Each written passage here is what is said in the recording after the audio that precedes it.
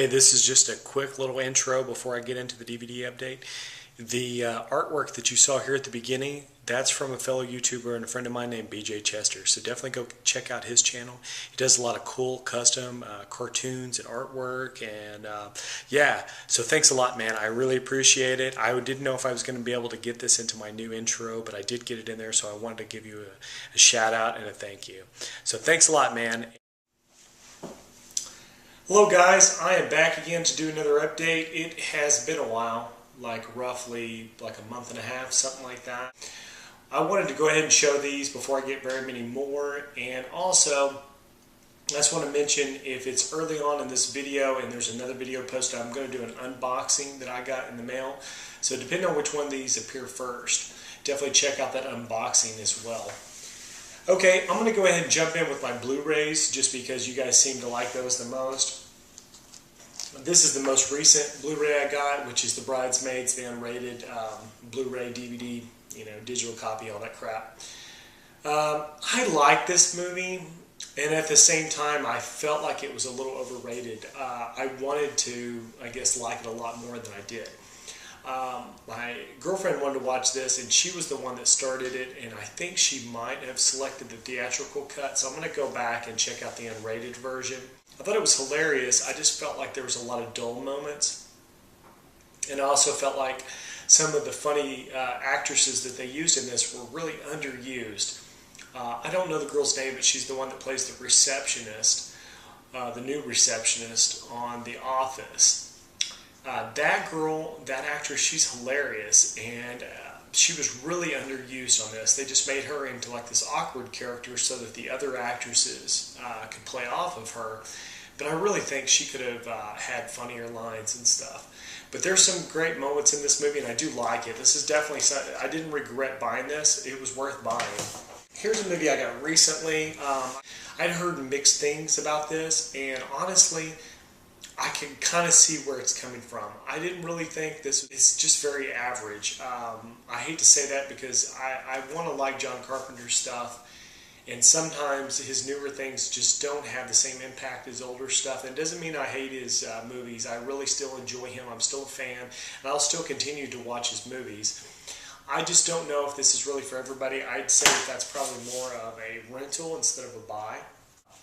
The next thing I want to talk about is X-Men First Class. I actually really enjoyed this. I would say if you're a fan of X-Men, the movies, you'll probably like this. And it's got some funny little parts in there that kind of allude to the things. And there's actually some recycled scenes early on that are exactly used from the original movie in 2000. But this probably plays more into the comic book fan of the X-Men, which is kind of odd. I didn't expect that. There's a lot of side stories and little interesting tidbits that if you're a fan of the comic book, you'd probably pick up on faster than just even somebody that was really familiar with the movies. But yeah, I thought X-Men First Class was really interesting. I like the idea that they put that during the Cold War and how that plays into it. It's kind of like watching the movie Watchmen. When you see a historical backstory that you put with that comic book era, it kind of shows how that would have been different with superheroes. Next thing I want to talk about is Thor, and honestly, I'm going to tell you, I am not really versed in the Marvel universe. I'm familiar with certain characters, of course, like the X-Men. I know them a little bit better than some of the other ones, but I'm not really that familiar with the Avengers. Except for maybe a little bit of Captain America and the Hulk. But when I was growing up as a kid, I was pretty much into DC Comics, and I really didn't get a whole lot of background into what will be the Avengers, like Thor's backstory. I really enjoyed it though. I just felt like I probably need to watch it again. I probably wasn't grasping all the things that were written into there that most people would understand. I knew a little bit about this, but I really didn't know his origin, and this is pretty much what this is an origin story for Thor. I like that. The next movie is Priest. I remember this coming out, and it didn't look interesting at all. It actually didn't even blip on my radar. I really didn't expect to want to watch this. And then I kept seeing people saying that, it's pretty good, and I actually like this.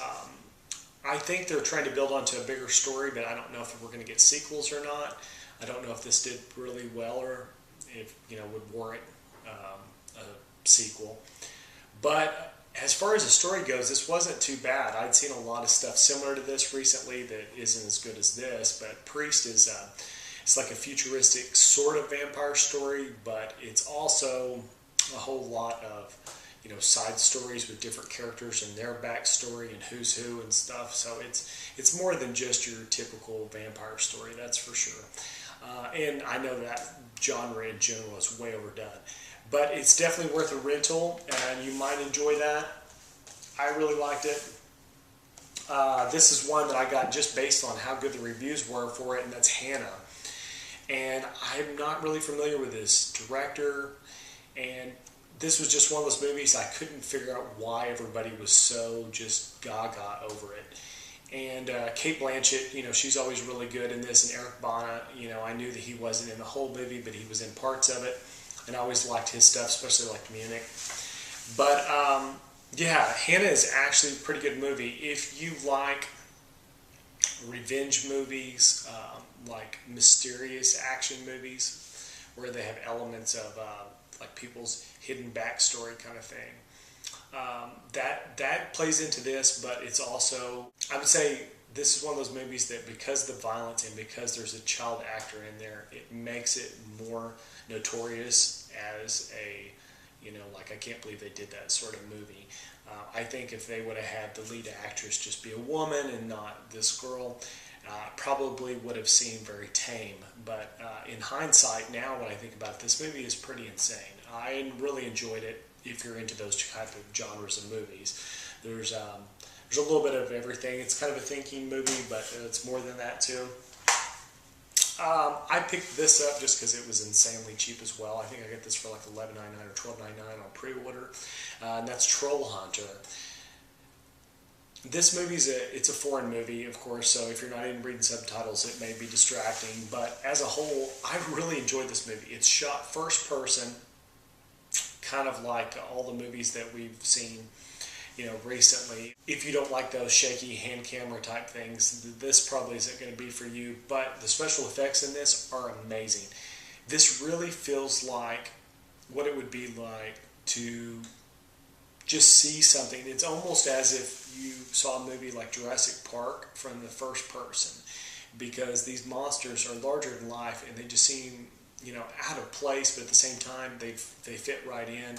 There's a great backstory, and the special effects and that story put together make for a really interesting movie. If you can find this cheap, I actually recommend it. Next one is The Greatest Movie Ever Sold, which is actually Palm Wonderful Presents. This movie right here, this is probably a love or hate kind of movie, because you're not going to get much out of this if you're not a big fan of the main actor, which he's the guy that did Super Size Me, Morgan Spurlock. If you like his stuff, this feels pretty good. It's not as good as Super Size Me, but it's probably as good as Where in the World is Osama Bin Laden. If you like documentaries, he always does some really entertaining things, because he can make things fascinating, but at the same time it's hilarious. He has a really good eye for editing and that kind of bringing things together in a way that they seem hilarious, even though like probably in real life they aren't that funny. It's just timing. And he's probably the kind of director that if he wasn't in front of the camera, if he was only behind the camera, I probably wouldn't enjoy it that much. So Morgan Spurlock as a director is great. But he's also really good as just a narrator of his own story. So if you get a chance, this is definitely one that you can check out, especially if you're interested in the behind the scenes of Hollywood, television, that kind of thing, because this has to do with product placement and how much of an impact it has on the kind of entertainment you're going to see. So yeah, if you get a chance, Palm Wonderful presents The Greatest Movie Ever Sold. Next movie here is probably one of the older ones that were in my pile. I got this probably right after the last update, which is Paul. I thought this movie was funny. I don't know. I mean, Seth Rogen plays a funny voice for the character Paul, but at the same time, it just felt like I was listening to Seth Rogen the whole time. So I enjoyed it. I think that the guys that do these, like the Shaun of the Dead and all that stuff, the Simon Pegg and Nick Frost, I really enjoy them. But this seems like it's such a bigger budget movie than what I'm used to seeing them in that it was a little distracting. I don't think they have to go this big. I think they could do really low budget movies. I've enjoyed it just as much. And I'm not going to hate on this movie. I liked it. I really did. I enjoyed Paul. But at the same time, it had a lot of moments in there where I was like, this just felt kind of very normal. But I enjoyed it. I haven't got a chance to check this out just because I've seen it so many times. I'm just waiting until I'm in the mood. And this is the Blu-ray Digibook edition of The Big Lebowski. One of my favorite movies. I really like the John Goodman character in this, as well as the Jeff Bridges. Both of these characters are probably one of those things that the last 15 years have really stuck with me. I can't think of very many movies that actually ages as well as Big Lebowski. It's kind of hard to make a comedy that's just kind of like a slacker style comedy feel that relevant. But yeah, I really enjoyed it. If you've never seen it for any reason, definitely check out Big Lebowski, especially if you like the Coen Brothers. I've got a few more Blu-rays here I'm going to do. This is the only TV series that I bought, and the only reason I bought it is because the price was so close to the DVD this time, and that's Fringe Season 3. I love this show. I don't get to watch it very much on television. Definitely not as much as I'd like, and I've been having to watch this one season behind each year. This makes me really enjoy Fringe, but it also makes me more nostalgic probably for the X-Files than anything. That was one of my favorite television series back in the day, and I think that has to do with a lot with why I like Fringe. But Fringe is its own story, and as it goes on, I still like it, but I think I like the first season probably still the best, back when there was more mystery. This here, I don't want to get off into a big rant or anything, but I got the Star Wars Complete saga, and I mostly wanted this for the special features because I probably won't watch the newer movies, the newer trilogy, like episode 1, 2, and 3. I won't watch them as much as the older ones, but I really do like all the special features they include on this that were exclusive. If you bought each of the movies separately, you only got 3 Blu-rays on each one. If you bought it in a box set like this, I think it has 3 exclusive content Blu-rays, so you get 9 in this box set. The only thing I'm going to say is I've seen the Australian version, I've seen the UK version, and they actually got plastic cases. I would have preferred that. I don't like the cardboard. I love the artwork in here, don't get me wrong, but I hate this how difficult it is and how much the disc has to touch the cardboard. It's ridiculous. But as a whole, I've started watching the special features.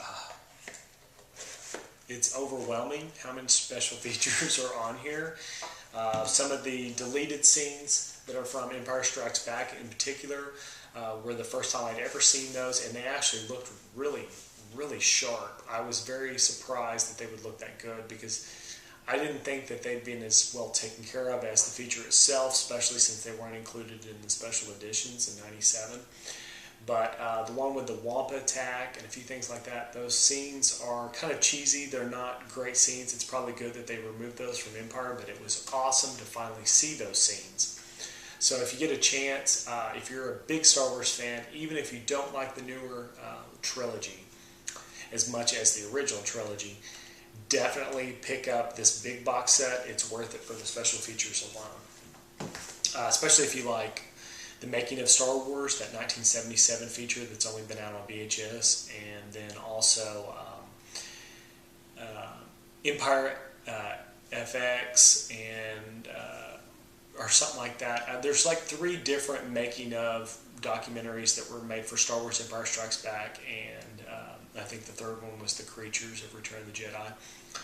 Those 3 documentaries are all on here. So if you only have VHS copies of those and you were hoping they would eventually come to DVD, at least they're on Blu-ray. Okay, the next one I'm going to talk about is one that I picked up just because I saw it. It's a very short feature, but it's a Star Wars Lego movie that's maybe like 20-30 minutes, I don't know. but it's got some special features, and it comes with an exclusive little Lego guy. I'm not a big fan of Legos. I mean, I love Legos, but at the same time, I don't collect them or anything. But I do like Star Wars, and I do pretty much pick up everything Star Wars, even if I won't watch it very much. But this is a Walmart exclusive, and I think it was like $12, $13. It's not bad. You get a very short Blu-ray, and it includes a DVD, but there is a little bit of special features. I haven't checked it out yet. Next one I'll talk about is a DVD that I got from a viewer of mine. He's a subscriber of mine. I subscribe to his channel, and he's been a big supporter of my channel, probably going back to my earliest videos. He probably subscribed to me and made comments back when I didn't even have 25 subscribers. So I really appreciate all his support, and he always sends me cool stuff. This is a DVD where it's their high school actors and actresses in his local town, and he does like a little series called The Church Office. And it was just really cool of him to send this to me. He does all the behind the scenes type stuff. The channel name for him is Bilbotto79, and then also the channel name for this channel here is Tech Yes Prod, I guess, which would be like Tech Yes Productions. But I'll put both links here so you can see them, and I'll put the links in the sub bar so you can check them out. This here is just a sort of upgrade, I guess I should say. I'm a humongous fan of Garden State. It's probably one of my all-time favorite movies, probably at least in my top 10, if not maybe top 20. I've actually had to buy this movie now 3 times, and this was just a straight replacement copy. So Garden State's what I got there. Next couple of movies I got are movies that are from the Vine program again. I'll talk about this one first, which is Bereavement. I actually heard a lot of hype about how good this was, and I actually had this on my wish list, so I was very excited to see that it was going to come out in the Vine program, and I would get a copy to review ahead of time. So I didn't order one, thank goodness, because I didn't really get into this movie. I mean, maybe somebody can tell me, why this movie's relevant, but I cannot understand the hype about this movie. Most of it kind of goes into the fact that this guy's a serial killer, and he takes a child, and the child kind of has to go through all these things that, I don't know. To me, this story has at least 45 minutes of, like, you just feel like you're waiting for something to happen, and you know nothing's going to happen. It's not like impending doom waiting. It's like get to the point waiting. And it's got a lot of good reviews from, like, horror-related stuff. But I don't know, it just wasn't for me. Maybe it's just not my style of movie. Maybe that's all it was. The next one I got was very similar. I haven't got a chance to watch this yet. This one's called A Horrible Way to Die. And I almost always, through the Vine program, end up getting Anchor Bay releases. This is also an Anchor Bay release. And this one got some good reviews also, so I'm really hoping that this was, if you've heard anything about it, let me know. But yeah, it's a horrible way to die. It's another lower budget horror movie. Now I'm going to do my TV series, which is kind of, these are, DVDs, those last 3. These are all DVDs, so I'm kind of towards the end of my update here. But I went ahead and repurchased the Roseanne Complete First Season since it's uncut. All 23 episodes uncut. And these are dirt cheap, like $12 for the season. Now that it's being put out by Mill Creek, the quality of the packaging is probably not first rate, but you get a good product you can watch for really, really cheap. I enjoyed Roseanne growing up as a kid. I still like it. I think I related to the kids growing up, and now I relate more to the parents. It's kind of funny. It's like not dated in a weird way, like it should be dated. It's still really well written. But I love Roseanne, and I love that they're going to actually do an uncut version. I don't think there's going to be any difference in the releases of Roseanne from season 2 on. I haven't heard anything about, that there was any cut episodes or anything in the later seasons. Roseanne did a pretty good job of voicing her opinion last time when they were being put out after the fans kind of were outraged. So I think this was the only season that was kind of messed up. But I love Roseanne. I haven't got a chance to check it out, but I've watched it before, of course. I also picked up American Dad. I like this show.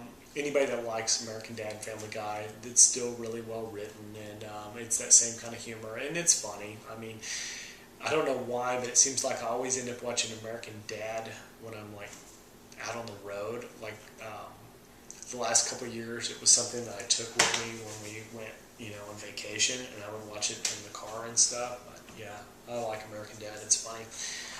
Community. I haven't opened this yet, but I watched the episodes last season as they were airing. I love this. One of my favorite shows out right now is Community. You could probably get why I bought this. I love a lot of the shows like Robot Chicken, and then also I'm a big fan of Star Wars, so I went ahead and got that. That show's a little overpriced. They could probably put all those on something for next to nothing. But I have collected all the Robot Chicken Star Wars things over the years, so I went ahead and picked up the third one as well. The next one is Parks and Recreation. At first, I really felt like this was kind of like an Office clone when it very first came out, although I'm starting to like this show more, and I'm kind of getting phased out of like The Office, because I feel like that show has changed and they've jumped the shark and then they've tried to jump it again, and it's just, I don't know. There's some funny moments on The Office, but there's not as many just like interesting characters left. So much has been exposed on The Office that even though I'll continue to watch it and I will buy The Office each year, I prefer Parks and Recreation now. I'm starting to, get a connection with those characters more. And then, of course, Eastbound and Down. I got the original season 1 of this a couple of years ago. I think it was like 2009 or something. It's been a while back. And I thought it was hilarious. I really didn't know what to expect because I don't have the cable channels that this comes on and stuff. But I went ahead and just bought it as just a blind buy, and I love the first Eastbound and Down. So I went ahead and got this one, and this one's just as funny. It's very over the top and crazy, and if you like that show, nothing's really changed. I mean, it's just as funny as the first season. And then, of course, last one, The Good Wife. I mentioned last time that I finally just barely got The Good Wife season 1, and I was kind of late getting into that. Well, I got season 2, and I kind of just went through it as fast as I could to get caught up for season 3 this year. I like The Good Wife. I think if you like legal dramas, that part I enjoy. I used to be a big fan of The Practice, so that's probably the reason why I like that as much as I do. The love triangle side of it, probably people like my girlfriend and stuff, she gets into that more, but I like the backstabbing drama, like office politics part of it, and probably more than the love triangle. But yeah, I thought that's probably the best. That might be about the only drama I'm really watching on television right now. Alright guys, that's my update. I hope you enjoyed it. I will hope to do a couple more videos pretty soon, including I'm wanting to do some Halloween related stuff. So hopefully that'll be coming soon before it gets too much closer to Halloween. So that's about it. Hope you guys have a good week. See you later. Bye.